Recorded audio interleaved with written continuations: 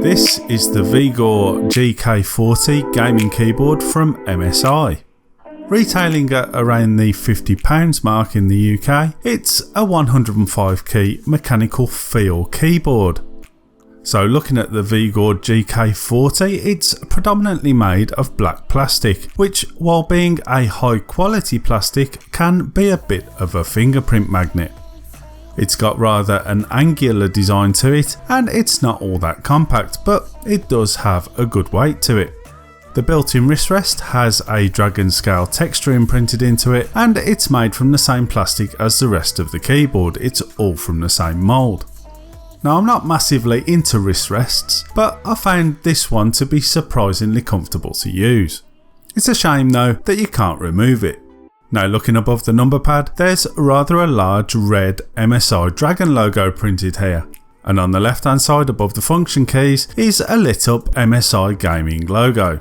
Unfortunately this is fixed to red and can't be changed, unlike the rest of the keyboard.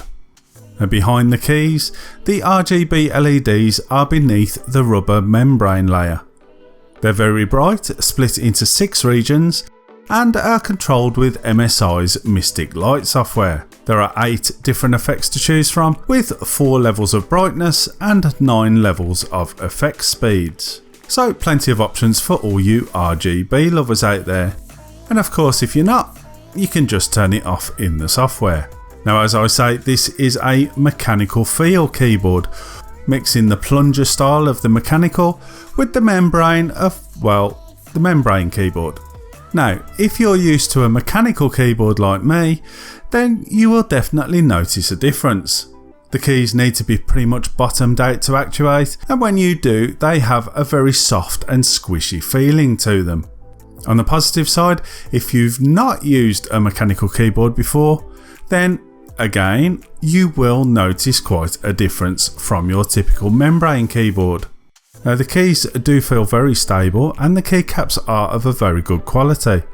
They're replaceable like a mechanical keyboard, and they do feel very nice to the touch.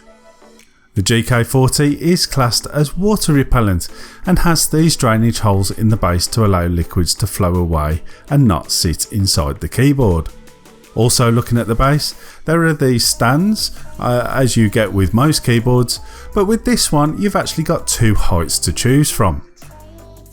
The keys themselves have a nice futuristic font, but I do think the letters are a little on the small side, which can make them quite difficult to read from a distance.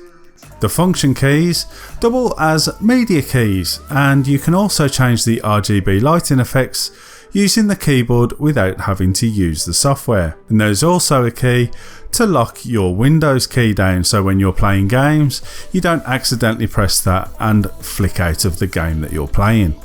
So what do I think? Well, overall it's a really nice keyboard. It's got a solid build quality, and while not being as mechanical feeling as they claim, there's definitely an improvement here over a normal membrane keyboard that I've used in the past. It's got a lot of nice features, and the lighting really does look nice. So if you're thinking of upgrading your cheaper keyboard and don't want to go to one of the cheaper mechanical keyboards, then this is definitely one to look at.